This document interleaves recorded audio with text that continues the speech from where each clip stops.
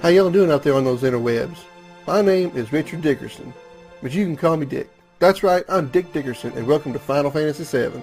I'm taking Scoryth's place today because we're going to wrinkle us up some Chocobos.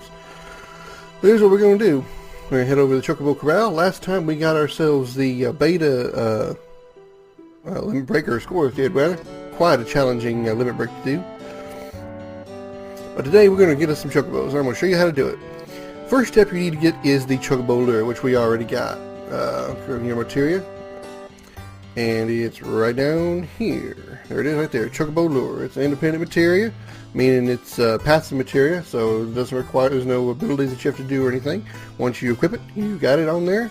And you can, you'll have to have this materia equipped on a character in your party in order to get the Chocobo's attention. And if you remember, a few episodes back, how we got it. Pardon me, I'm having trouble with my throat today.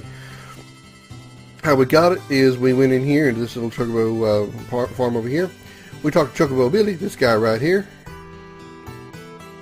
And he sold us the Chocobo lure for 2,000 gil. I've never accidentally sold it, but if you do by accident, I don't think it's any problem. You can probably just go right back to him and you can buy it back from the 2,000 gil. But anyway, we already have it. What you need next is you need greens. Let's talk to him again. Come here, Billy. There we go. Bye. As you can see, he's selling different kinds of greens. You got Mimic greens, Curio greens, Pisana greens, Tantal greens, Kaka greens, and Gasol greens. Each one of these greens will keep a Chocobo occupied for a certain amount of time, and you need these in order to keep the Chocobo's attention, as I said. So, what we're going to do is we're going to go ahead and get us a couple of, we don't have a whole lot of money here. So let's see. I think this part of it kind of throws me off sometimes. I don't always remember the exact mechanics of this, but I think Mimic greens hold them for the longest time. So I'm going to grab a couple of Mimic greens. At worst case scenario, I'll go do some gil farming off screen, and so until I get enough gil to get a whole bunch of Mimic greens and give it a bunch of tries. Hopefully I can get it right the first time. But I'm going to get a bunch of Gasol greens, but I already have 10 Gasol greens, so I don't have to worry about that. Alright, so I have 4 total Mimic greens. Alright, that's good. So now what we're going to do is we go here to our item list. And we're going to manually arrange these items. What we're going to do is we're going to take the greens and put them at the top of the list. We're going to take our Mimic greens, put them up here at the top of the list. And the Gasol greens, put them up here right underneath them. The reason for that is, the first thing you want to do as soon as you get into a battle is you want to throw those greens out there at the Chocobo to get their attention. So have them at the top of the screen, you go straight to the item box, hit the greens, and throw it out there. But it doesn't take long for those Chocobos to run, I tell you what. Alright. Let's see, we need to go ahead and clear up a party here. Let's go ahead and get those Furies off of Aris and Red for now, because we don't need to do anything with them. Everybody's full up on health, so that's good. Let's put everybody in the back row. Let's see, hang on. Actually, no, to keep everybody in the front row, that's fine. That's fine. Okay, so step 1 is make sure you have the Chocobo lure, which we got from Chocobo Billy for 2,000 gil. And then you make sure you have greens. I believe, like I said, the Mimic greens held them for the longest time. So make sure you got some Mimic greens. And then go out here. And what you need to do now is you need to walk on the Chocobo tracks. Now, there's 2 things you need here. You make sure you have that Chocobo lure equipped on an active party member. So, let's make sure we go ahead and do that. Materia. Go ahead and click here. Go down here, Chocobo lure, and it's on. You can encounter battles here, even with the Chocobo lure on, that won't have a Chocobo in it. But if you have the Chocobo lure, if you don't have the Chocobo lure attached, you'll never encounter a Chocobo. But with the Chocobo lure, you increase the chance of increasing the likelihood. Let me get that right one more time. Hang on. With the Chocobo lure attached to somebody in your active party, you will increase the likeliness of encountering a Chocobo. There, got it right. Okay. Now, again, what you need to do is you need to run around here on the Chocobo track that you see here, these little V things. And you'll know when you've encountered a Chocobo, battle with a Chocobo in it, because the music will not be your standard battle music. You'll get the Chocobo theme. So here's what we're going to run around here for a while. Okay, what's going to happen is these battles happen kind of quick, so what I'm going to do is I'm going to give you the rundown of what you need to do here while I'm standing here, and then that way you know what I do when I go step by step in the battle. What you're going to do, go into a battle. This is for the Chocobo music. You get the Chocobo music, you're good to go. You know there's going to be a Chocobo in the party. So first thing you do is whoever comes up first on your bar, item, green, Chocobo, throw. Step 1 complete. Chocobo will then be occupied. Second thing you want to do is you want to start attacking the enemies on the screen other than the Chocobo. You want to use single targeting attacks. Don't use multi-targeting magic. Multi-targeting magic is going to end up hitting the Chocobo, pissing him off, and he's going to run. So that's what you don't want to do. Do not attack the Chocobo, otherwise he's going to run, even if he's occupied by eating green. So you want to do single targeting attacks, whether it's your physical attacks or your magic attacks, and single target and go and that's what I'm looking for. Alternate. That's what I was looking for. I promise. I've had my education. You want to alternate your targets between. If there's multiple targets beyond the Chocobo, you want to make sure you alternate between the targets, because what might happen accidentally is, say you have Cloud and Aeris in your party, and you have them both attack one enemy on the right. Well, say Cloud kills that target on the right, Aeris doesn't have a target on the right to kill, so she changes targets naturally. Well, there's a chance that target she changes to could be the Chocobo. We don't want that to happen. So, alternate your targets. So, have Cloud attack enemy 1, have your next character attack enemy 2, and back and forth until they both kill. You want to kill them, all the enemies on the screen except the Chocobo, obviously. Once you kill all the enemies, battle's over. Chocobo is yours. All right, so that's how it works step by. That's how it works in theory. So here's what I'm gonna do. I'm gonna try it. Let's see if I can get it right this time. How many greens? I threw a lot of greens out there. I was surprised those mimic greens didn't hold as long as they were supposed to. I don't understand why. Maybe I'll put the solid greens on top first. It seems that would maybe be a little better. Switch these two around. Now, I will be coming back here a little bit later because I don't think I have this one. Let me check my magic. Here we go. Enemy skill. Yeah, here we go. I do not have it. Okay, we can actually learn enemy skill from these Chocobos. I'm not going to worry about the Chocobo, learning this Chocobo enemy skill just yet, because I'm really trying to focus on actually capturing them. Scoryth will probably show you that later, because what I want to do is I want to go ahead and show you how to catch a Chocobo and get across the marshes. We'll worry about the Chocobuckle. That's the name of the enemy skill, Chocobuckle. We'll get the Chocobuckle later. I will tell you now, though, the first thing you need in order to get Chocobuckle is you'll need level 4 Suicide, which you get from what looks like a little I don't know, beaver ferret kind of thing sticking out of this. It pops out a little hole. That's also available in this general area. So just encounter that little beaver thing, have him cast level 4 Suicide on a character that has enemy skill, and you'll learn it. Unlike other Final Fantasy games where you learn enemy skills, the character that is going to learn enemy skill does not have to be the level of the skill. Well, for example, this level 4 Suicide only affects enemies that are a factor of 4. So other levels, level 4, level 8, so on and so forth. The Suicide will actually affect them. Well, in other Final Fantasy games, a level 4 skill, in order to learn it, you actually have to be a factor of 4 in order to learn that skill. That's not the case here. If here in 7, as soon as they cast a skill on you, whether you're susceptible to it or not, you'll learn it. That's the great thing about this enemy skill.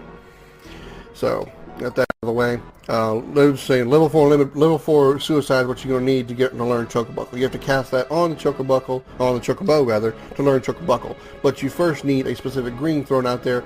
Let that Chocobo eat on that green before casting level 4 Suicide. Yeah, I know it sounds very convoluted, and I'm sure, like I said, Scoryth will show you that later on. For now, let's go ahead and see if we can catch ourselves a Chocobo. Alright, here we go, Chocobo battle. Alright, Aeris is going to get the first turn. Step 1, Item. Green. Chocobo. Pick Chocobo. There we go. Back row. Okay, that's fine. Make it easy to do. Alright, get that item out there. Come on, Eric. Get that item out there. There we go. Red, use Sled Fang on the other Alpha Dunk. Chocobo will be occupied now. Excellent. Limit Break. That'll take out the should take out the Alpha Dunk on the near side of the screen. And did. Good. We'll use Fire on that Alpha Dunk. Doing good so far. Chocobo staying good and occupied. Caught a Chocobo! Alright, we did it. That's how it works. So, green, kill all the enemies, Chocobo is yours. Just make sure you use single targeting magic attacks or just straight up physical attacks. Alternate targets so you don't accidentally hit the Chocobo. And definitely do not use mostly targeting magic because otherwise you'll hit the Chocobo. Chocobo will get pissy and run. Alright, got it. We're good to go. Alright, now what you do at this point is you definitely don't want to hit the escape button, as you see at or the cancel button rather. As you see here, Chocobos will escape whenever a player dismounts. Since we don't have any way to actually keep this Chocobo, once we get off it, the Chocobo will just run away. Later on in the game, I'll come back, I'm sure, and show you how to catch a Chocobo and keep it. But for now, that's how it works. So, now that we have Chocobo, we can go ahead and cross the marshes. Now, even though we're on a Chocobo, we still can encounter the our friendly snake here, the Midgarzola. We don't want to do that. We've already got the enemy skill we need. We don't want to fuck with this bitch again. Here's what we're going to do. We're going to keep our eye on him as we cross. And there is actually a way you can actually cheat your way across the marshes without needing a Chocobo at all. Whenever the world map spawns in, this is okay. Let me explain it this way. This is what I understand. I've never actually tried this before. But whenever the world map spawns in, the Zolam will always spawn, I believe, in the upper right-hand corner of the map. Upper right-hand corner of the marshes up here. Near this little bend of the mountain right up there. If you were to start your walk, say down, maybe like down here somewhere, and head toward the objective is obviously toward that little cave entrance right there. You could actually walk on foot and never encounter the Zolam. What you would have to do is you'd run forward a little bit, you see the Zolam get close, pause the game or go to the menu, save, quit, reload the game. So when you reload the game spawns with the Zolam up in that corner. You'll be able to move a little bit. When he comes close, again, stop, save, quit, and you keep doing, rinse and repeating that little procedure over and over and over again until you get across the marshes, and you wouldn't need a Chocobo at all. That's a kind of, again, I assume that's how that works. I've heard that strategy we used before. I've never used it myself. Never needed to because I can catch Chocobo just fine. It's not really that hard to do. Of course, you could also fight the Zolam if you wanted to over and over and over again. Experience would be nice, but you get your ass kicked pretty hard, and if you somehow fail the fight, first of all, it'd be game over. Or if you got all your characters ejected because the Zolam can do that, you'd end up back here on the outside of the marshes again. That's a hell of a trip.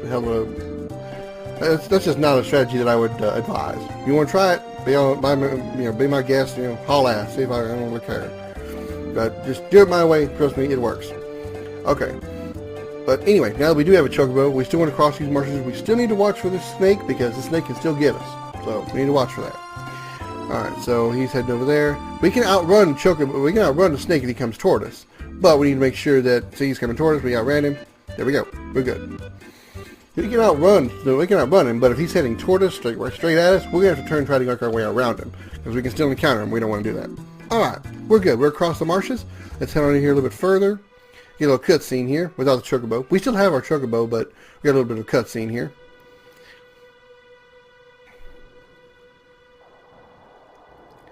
Whoa, that's one tough dude.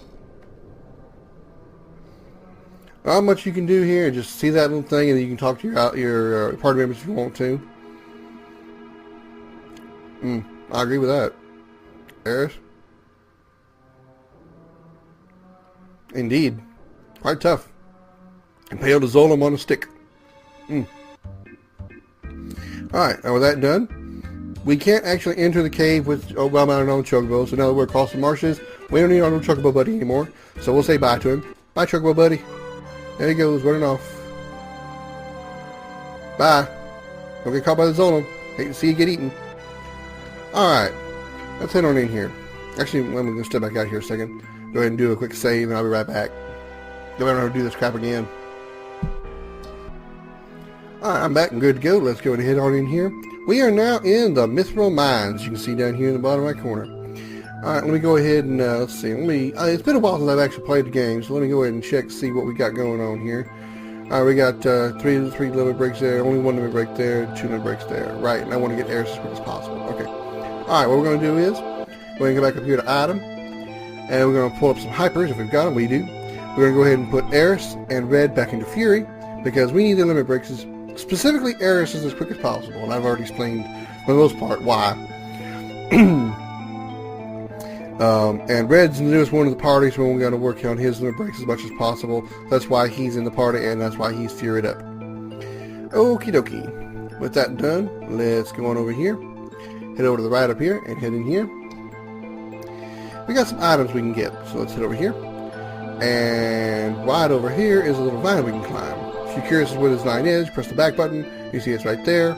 Hit OK, and we climb the vine. Mosey on over here, and we picked up the long range materia. What this materia does, it actually negates the issue of being in the back row. If you might remember, Scoryth explained to you that in the back row, characters in the back row do less physical damage if they're a melee attacker from the back row or attacking enemies in the back row of a battle. Of a battle, as opposed to being anywhere else, right? So, any enemies in the back row will take less damage from physical attacks, or if you're attacking from the back row.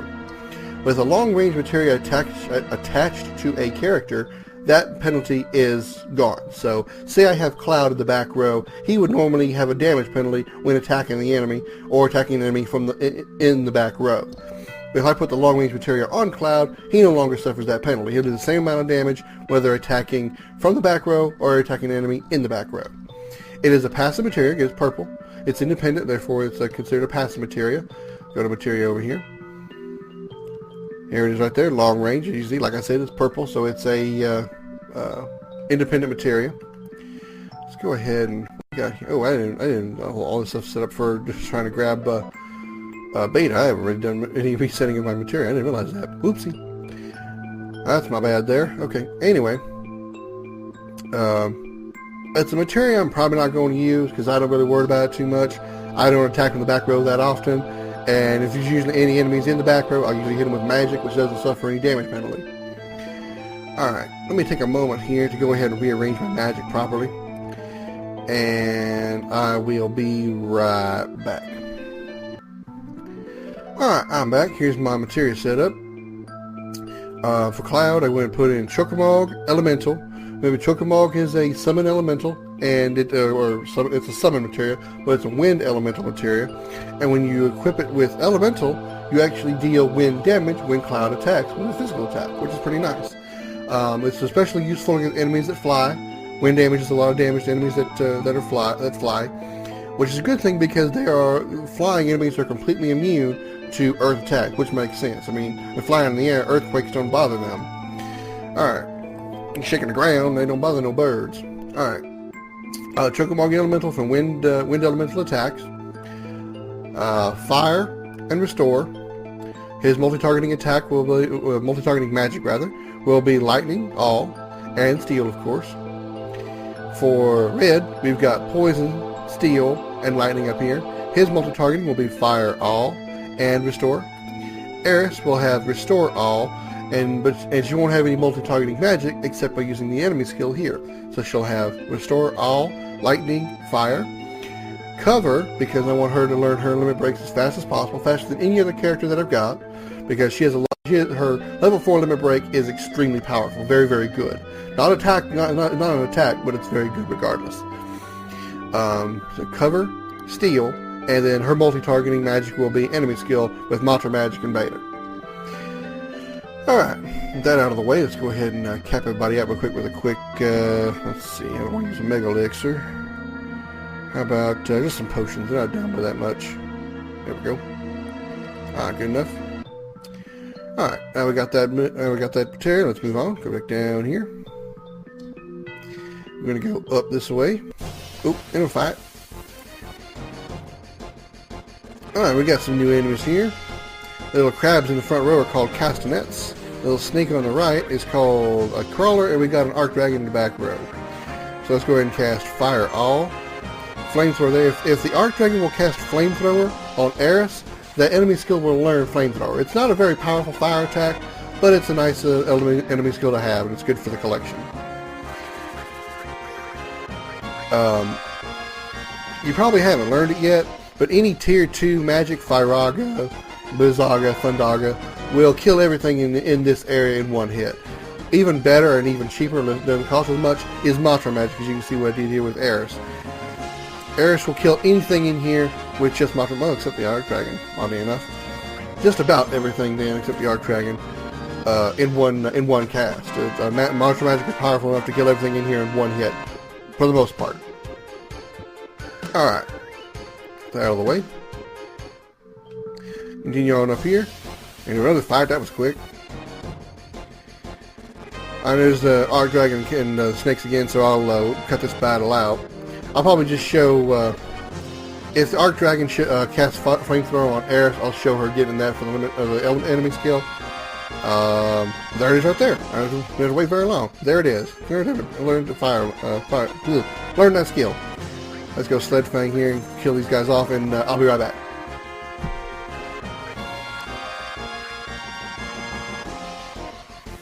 Actually, I don't know if I've shown off this limit break yet or not. If I haven't, if I have, then okay. Or Scoryth has, then okay. But in case he hasn't, here's Seal Evil. This enemy skill does, it causes stop and silence to all enemies if they're susceptible to those status elements. As you can see, the Arc Dragon is not susceptible to stop, so he's not stopped. But he is susceptible to silence, so he can't cast Flamethrower no more. Alright, let's finish these guys off. Enemy skill, Mantra Magic.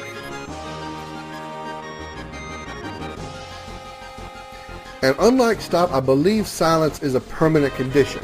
I don't believe silence can be cured unless you use a curing item. Well, specifically either a remedy or what's called echo screen. Echo screens are what cancel out silence.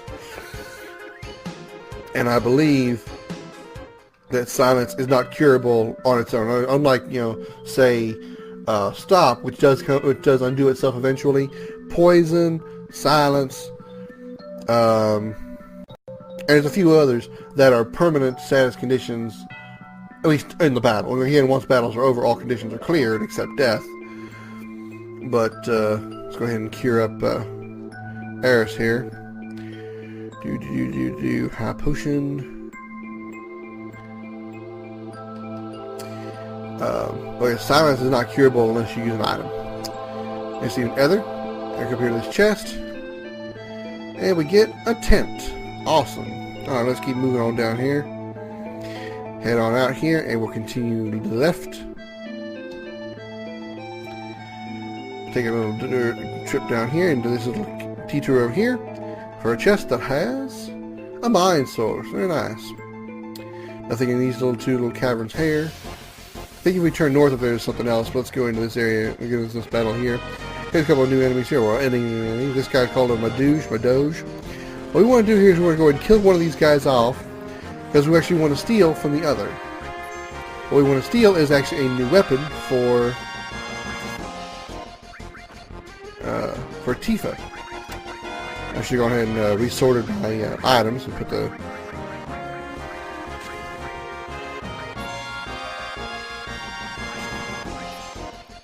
items back in the right order, but that's okay. No big deal. I'll fix that later. So we're going to use some curative magic on Red. He's a little low over there. Eric would use Healing Wind. He led body up here. Now Swamp Shoot is actually, you can see it casting darkness on us, also known as blind. Unfortunately, unfortunately if you're trying to cast it. Fortunately if you've got it cast against you. Blindness isn't really that bad of a status element. It doesn't really affect you as much as it should. What blindness and darkness is supposed to do is supposed to make your attacks less accurate. Your physical attacks should miss more. Well, Red missed there, but Eris didn't. Okay, there we go. We got that done. Now what we want to do is we want to just spam the steal button, the steal command here, because we want to steal a new weapon for Tifa. So we're going to keep spamming the steal command here. If it takes too long, again, just like before, I'll just cut straight to when we actually successfully steal the item.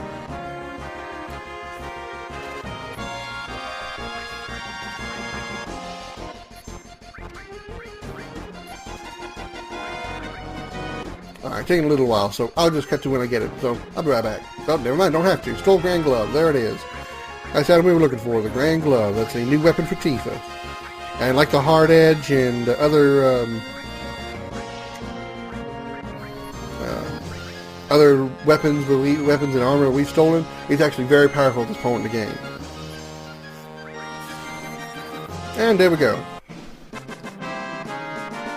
We can't equip it on her right now because she's not in the active party, but that's no big deal. We'll try to move to equip it later when we actually bring her into the party.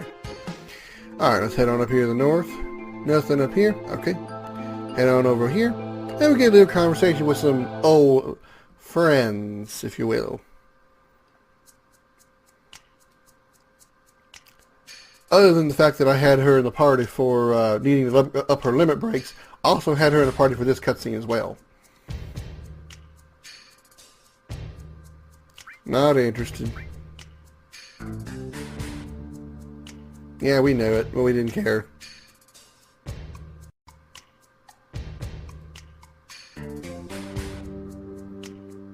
So, how do you put it positively there, Rude? I'd like to hear that. Oh, so. Is that so? Well, I see you went to the Marlene School of Conversation, full of ellipses.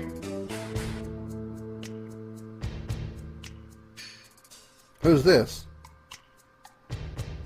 Oh, Elena. So, well, at least we know they're equal opportunity employers, the Turks are.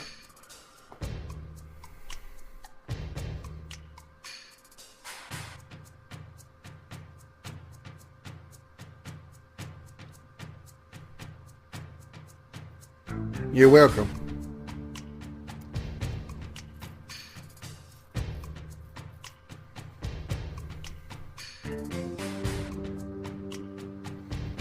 She's confused.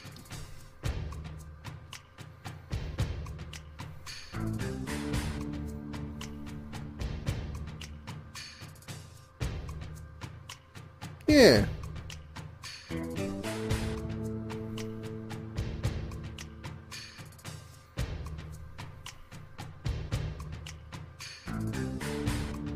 Oh, thanks for the update.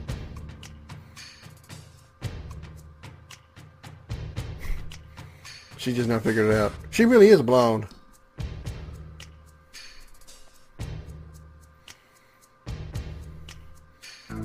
Here's where the conversation will be. Well, not quite here. Hold on. Okay. Yeah. Now, if you did not have Eris in the party, Song would not have this conversation with you.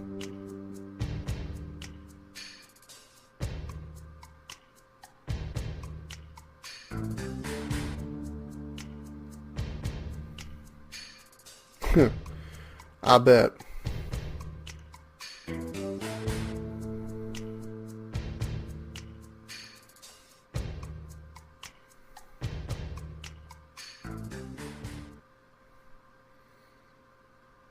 Alright, and that's that. Now, but we could actually take the vine up here where Rude went and follow where Rude and Song went. But first, more items to get. Let's go get them. Head up here, this little door here. There's a chest here. With an elixir. Let's head up here a little farther. With this item here, a high potion. Very nice. 2 quick items up there. Now we head over here and get into a fight. Alright, here's an enemy we've seen before. I'm going to go ahead and leave this badly in here because I want to explain something real quick. Typically all the enemies in, not specifically this zone, but the previous zone, the last one we were in, that last zone. Not this particular screen, but the one before it. Not the one we went north, but the one we came from this side. From the right side. Most of the time, you'll get either anywhere between 3 to 5 enemies per battle. That's a good thing to know, because there are some enemy skills, remember, that can only be learned when you kill a certain number of enemies. So, if you need to gain a lot of enemy kills really quick, that's one of the best places to go and take put the enemy skill material on that person that you're trying to learn that skill with, and cast mantra magic over and over again, and just keep getting kills until they learn the skill that you're looking for. So that's a really easy way to do it. Is get because, like I said, you'll get mostly enemy groups of 3 to 5 enemies at a time. So, all right, let's head up this vine here and head out here, and we're back on the world map, just like that. That's how you get a chocobo. That's how you pass through the mithril mines. So I'm gonna end this. My job here is done. I'll come back probably a little bit later to show you guys how to do chocobos and stuff, and how to capture them and keep them. That's a long way off though, so you won't be seeing me for a while. So I'll say goodbye here and leave it to Scoryth. My name is Dick Dickerson. Glad to see y'all, and hope to see y'all down the road.